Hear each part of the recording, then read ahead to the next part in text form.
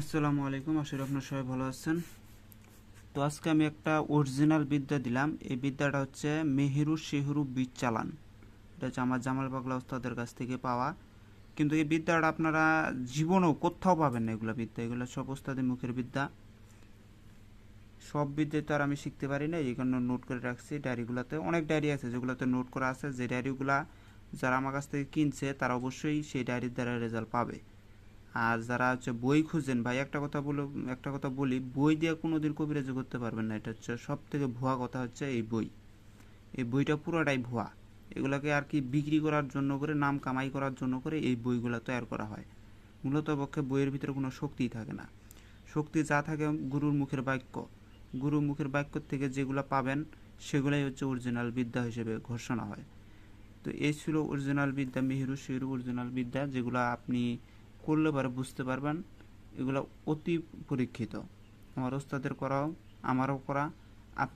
আপনাদেরকে এই বিদ্যাটা আমি এর আগে কোনো দিন দিই নাই আর দিতেও চাই না। অরিজিনাল বিদ্যা ইউটিউবে দেওয়াটাও এটা মূর্খামির কাজ হবে। সবাই মানুষের ভালো চায় না, অনেকেই খারাপ চায়। এটা দিয়ে অনেকেই মানুষের খারাপ করে দিতে পারে। তো যাই হোক, বিদ্যাটা আপনাদেরকে একটু আমি শোনাইতেছি। নিয়মটা আমি কিছুটা গোপন রাখবো, পুরো নিয়মটা আপনাদের মধ্যে দিব না, কারণ এটা আপনারা খারাপ প্রয়োগ করতে পারেন। হাসিতে খেলিতে ডাকাছ মুই, মোর মোর কথা শুনিব তুই, অমুকের শরীরে বিষ ভরি, সর্ব অঙ্গে বসিব, মেহেরু শেহরু সবাই মিলিয়া দেহের রক্ত চুষে খাবো। এটা হচ্ছে আমার ওস্তাদের আগেলকার বিদ্যা এগুলা।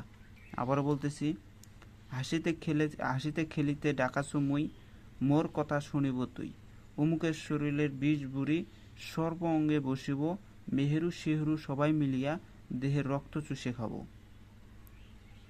এই ছিল বিদ্যা।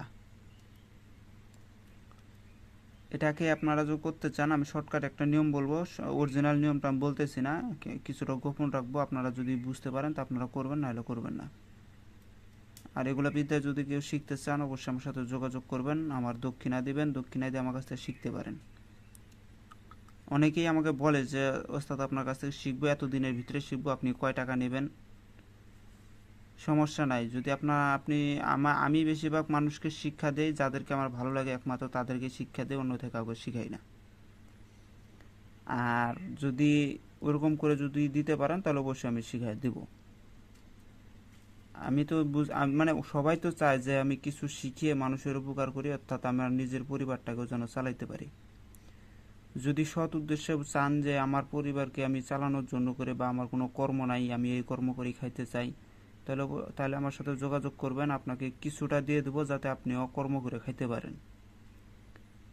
আমার ওস্তাদের দোয়া আমি আপনাদেরকে দিয়ে দেবো সমস্ত। কিন্তু এর বদলে আমি কিছু নিব, যে যদি সেটা দিতে পারেন তাহলে আমি অবশ্যই আপনাদেরকে অরিজিনাল কিছু শিখিয়ে দেবো, আজীবনের জন্য আপনারা কাজ করে খাইতে পারবেন।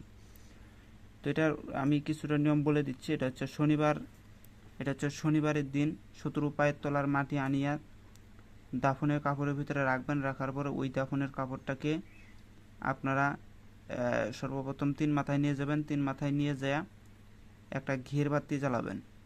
ওই দাফনের কাপড়ের ভিতরে শত্রু পায়ের তলার মাটিটা রেখে দেবেন। আর নদীর পানি নিয়ে আসবেন। পানি নিয়ে এসে আপনি মন্ত্র পড়া ওই মাটির উপরে ছিটা দিবেন। পানিটা মাটির উপরে ছিটা দিয়া আপনারা পরে আপনারা ওই মাটিটুকু ওই কাপড়ের ভিতরে, দাফনের কাপড়ের ভিতরে মুড়াইয়া ওইটাকে আপনি কোনো কাগজ দ্বারা বা কোনো কিছুর ভালো একটা কোনো কাগজের দ্বারা পেঁচাইয়া শত্রু যে জায়গায় গোসল করে গোসলের পানিটা যে দিক দিয়ে চলে যায় ওই ওই জায়গায় বরাবর আপনারা ওটা ঘিরে দিবেন।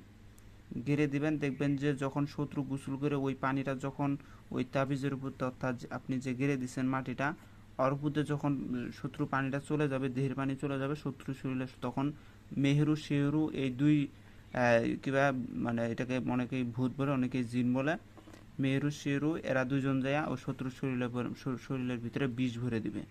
এমন বিষ ভরে দিবে যা, এটা বলবো কি, এটা যে করছে তারা অবশ্যই এটা বুঝতে পারছে। আমার ওস্তাদ এগুলা দিছিল, আমি একজনকে মারার জন্য করে চাইছিলাম, তখন নিচ্ছিলাম মূলত পক্ষে, তখন আর মারি নাই। কেননা ওস্তাদ বলছে যে কখনো খারাপ কাজে ব্যবহার করবেন না।